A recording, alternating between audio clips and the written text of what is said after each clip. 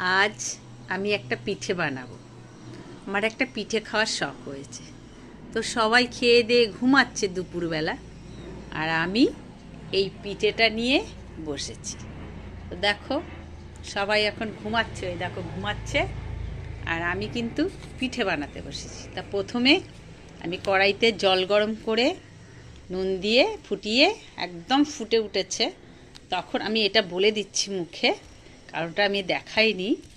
তখন টকবক করে ফুটে উঠেছে, আর আমি চালের গুঁড়ো দিয়ে সে একটা থাসা বানিয়েছি। তো চালের গুঁড়োর থাসা বানিয়ে তোমাদের দেখাচ্ছি। এই দেখো, এই হচ্ছে চালের গুঁড়োর থাসা, এটা বানিয়েছি। এটা দিয়ে এবার চুষি কাটবো, আমি চুষি পিঠে করব। আর নিয়েছি একটু চালের গুঁড়ো, এটাকে একটু একটু দেব, আর আমি পিঠে বানাবো। পিঠেটা চুষিটা আগে তৈরি করব, তারপরে আমি এটা দুধে ফুটিয়ে পিঠে করব। তো দেখতে থাকো আমি কিভাবে বানাই। প্রথমে দেখো, আমি একটুখানি চাটুতে চাল গুঁড়ো দিয়ে নিয়েছি। তারপরে এই যে একটা ছোট্ট নেচি করে নিয়েছি, এটাকে আমি সাপের মতন আকার দেব। এরকম সাপের মতন লম্বা লম্বা করে পাকিয়ে পাকিয়ে আমি প্রথমে বানিয়ে নেব। ভিডিওটা একটু বড় হবে, তো সেই না দেখালে পুরোপুরি তোমরা বুঝতে পারবে না।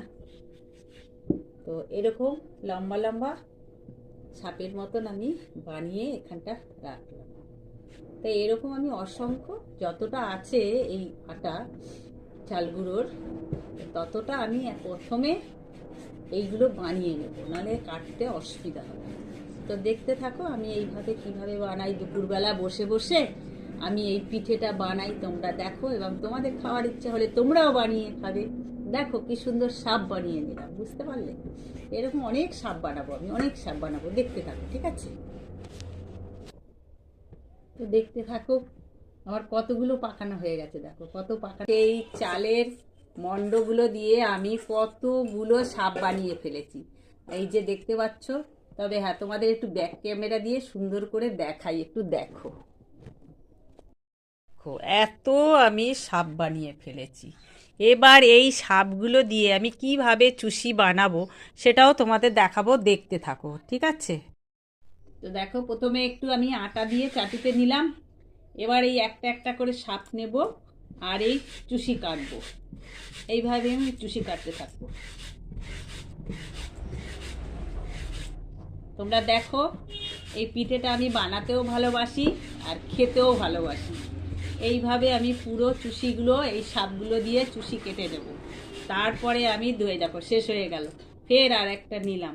তারপরে আমি এইগুলো দুধ মিষ্টি দিয়ে ফোটাবো, আর তার ভেতরে এই চুষিটা ফুটে উঠবে, দুধ মিষ্টি, তার ভেতরে এই চুষিগুলো দিয়ে দেবো। তারপরে একটু নলেন গুড় দিলে আরও সুন্দর হয় খেতে। আমার কাছে নলেন গুড় আছে, আমি দেব। তার আগে দেখো আমি এই চুষিগুলো কিভাবে কাটছি। এই দেখো, এই দেখো, পুরোটা কেটে নিই, তোমাদের পুরোটা দেখাবো। ওকে, এখন তোমরা দেখতে থাকো। আমি এইগুলো অনেকগুলো তো কাটতে সময় লাগবে। তো আধ ঘন্টা ধরে আমি এই সাপগুলো বানিয়েছি। এবার আধ ঘন্টা লাগবে এই কাটিংটা করতে। তা কাটিং হয়ে গেলে তারপরে আমি দুধে ফোটাবো, সেটাও তোমাদের দেখাবো।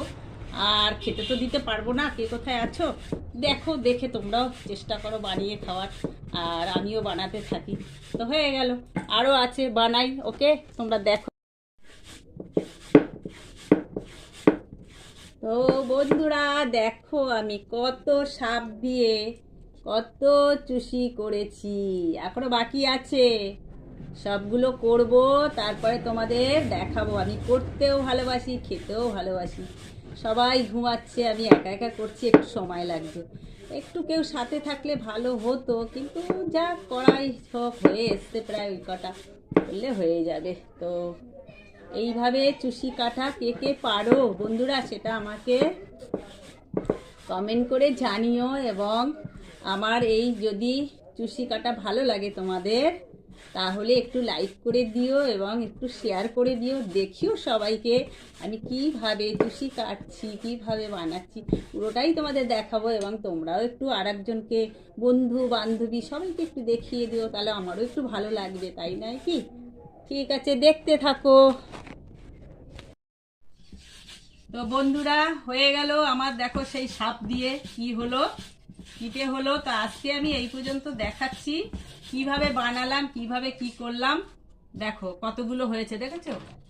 তো এইগুলো আমি এইভাবে বানালাম। আজকে এই ভিডিওটা দেখাচ্ছি, পরে এইটা যে রান্নার ভিডিও সেটা আমি পরের ভিডিওতে দেবো। এখন তোমরা দেখো আমি কতগুলো বানিয়েছি একা একা, 1 ঘন্টা ধরে আমি এগুলো সাপ বানিয়েছি, এই বানিয়েছি।